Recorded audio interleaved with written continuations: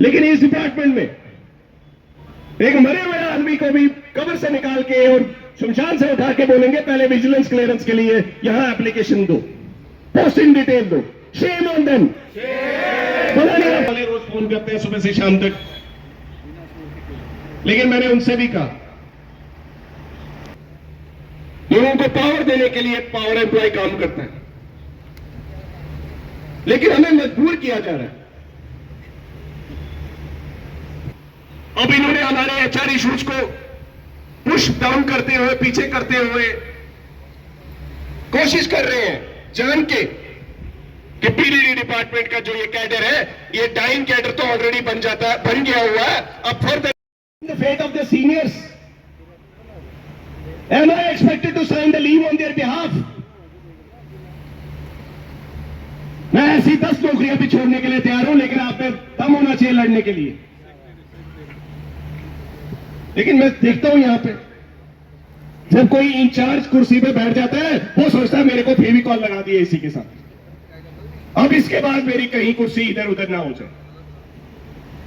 It's unfortunate, we must retrospect. Nobody is begging here for the leave. मैंने कल भी कहा अगर किसी को लीव देनी है वो दे, नहीं देनी है नहीं दे। ये आपका सेल्फ कॉन्शियस डिसीजन है। हमें अपने आप को प्रूव करने की कोई जरूरत नहीं है। Our conscience says government is denying our rights, our conscience says government is hurting our sentiments, our conscience says our human rights are being violated. Nobody on this earth can stop Sachin Tikku and the team JKega from fighting for its rights for these people.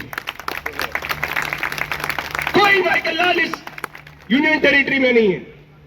अगर ये बोले हम human rights violation नहीं कर रहे,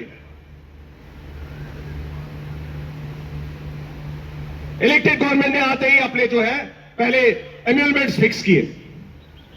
उनको तो salary भी बढ़ा के चाहिए, भाई हमें अच्छे से काम करने के लिए तनख्वाह तो मोटी होनी चाहिए। लेकिन जो पीडीडी इंजीनियर्स इतनी देर से चला रहे हैं, आपके आए हुए भी अब 9 महीने हो गए।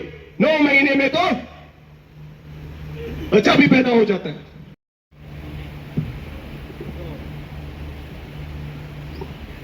कौन सा ऐसा ब्यूरोक्रेट है जो 1 जनवरी 2025 को अपने ग्रेड लेके नहीं बैठा हुआ?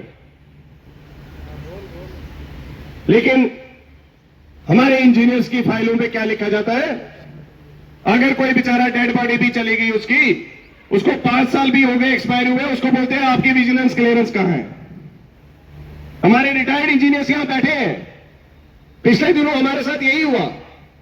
जनवरी से हम मिनट्स बनाने में लगे हैं कि एस्टैब्लिशमेंट कमेटी के मिनट्स होंगे, लेकिन दादागिरी ऐसी है, चीफ सेक्रेटरी साहब कुछ बोलते हैं, नीचे एडमिनिस्ट्रेटिव सेक्रेटरीज कुछ बोलते हैं, दूसरे डिपार्टमेंट के जो एडमिनिस्ट्रेटिव सेक्रेटरीज उस कमेटी में है वो कुछ और बोलते हैं।